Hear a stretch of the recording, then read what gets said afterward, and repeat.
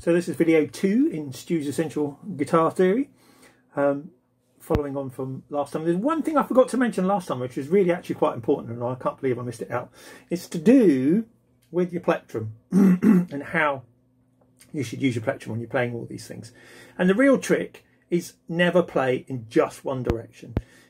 As we're playing alternate notes, you want to be moving your plectrum backwards and forwards. So as an example, so I'm going to do that little chromatic scale, and I go down with the plectrum, but then up and down and up and down and up and down and up and down and up. So you're always alternating between down and up strokes with the plectrum is really, really handy.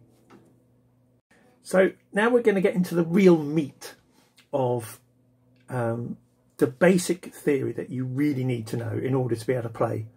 And in the second sheet, you'll see that it says the key, no pun intended, to unlocking everything. And that isn't an understatement. This really, really simple little lesson here is very much, once you wrap your head around this, then everything else actually really makes a lot of sense. And it's actually really easy to understand how it all works together. And it's all to do with the major scale. And it's the often overlooked thing, because whenever people learn to play guitar, they want to play guitar solos and things like that. So they leap straight into minor scales and things. But actually, the really, really important thing is the major scale. So you'll see on the sheet that I've done it over 2 octaves.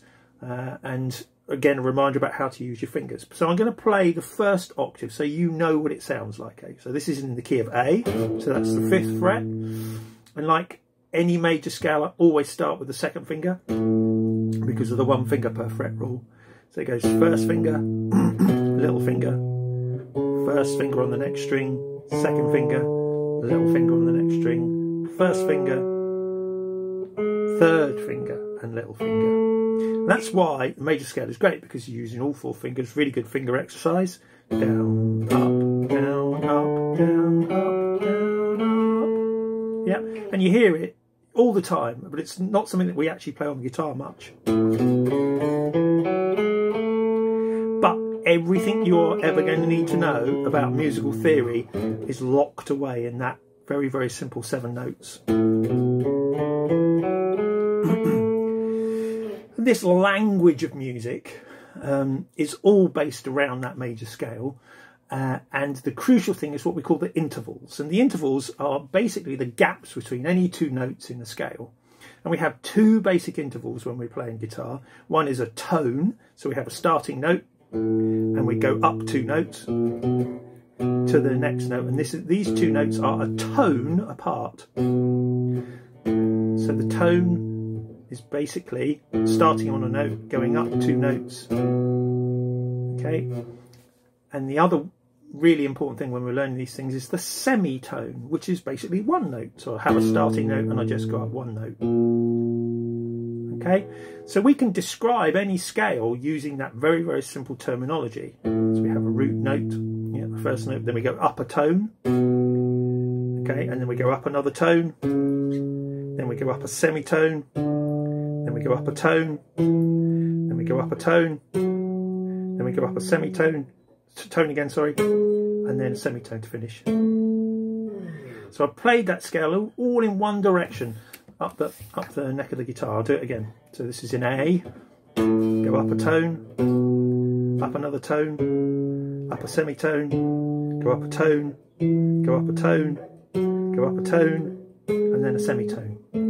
So you'll see there's only 2 semitones in the whole thing. So the whole thing's made up of basically tones.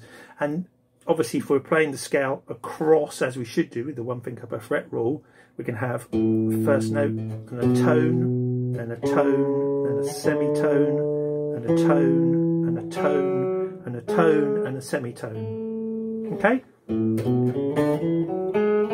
we can use that language of tones to describe any kind of scale, but at the moment I'm just going to stick with major scales.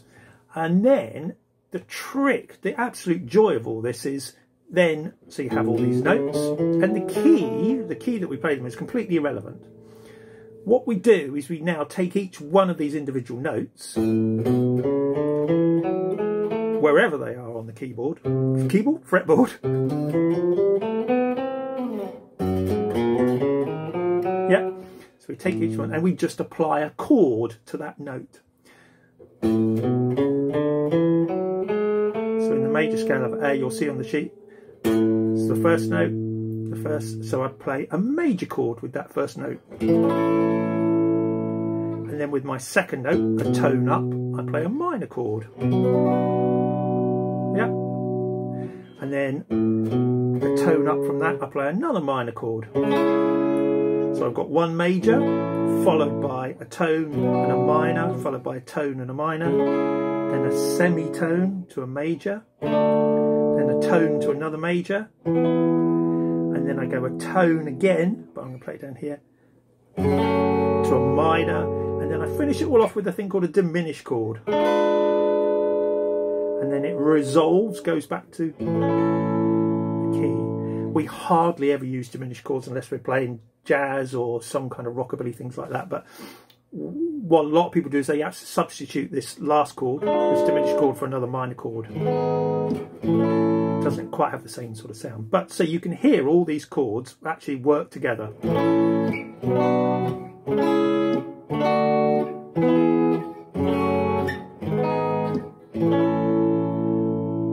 If I play it correctly.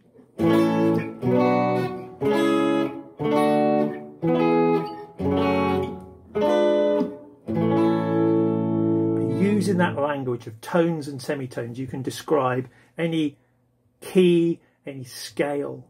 So we're going to always root this back to the major, because that is where it all begins and that's where we learn it all.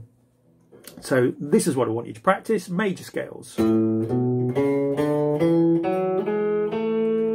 Yeah, think of them this way: root notes, the starting note, a tone up, a tone up, a semitone up, a tone up, a tone up, a tone up, and one more semitone gets us back to the root note again. And when you're doing that, plectrum down, plectrum up, plectrum down, plectrum up, down, up.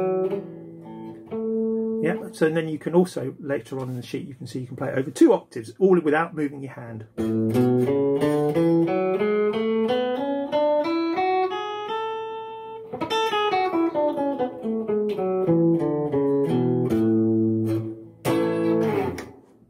This very, very simple collection of notes, intervals and chords, and what we call the degrees of the chord, will set you up for the rest of your life in terms of basic musical theory.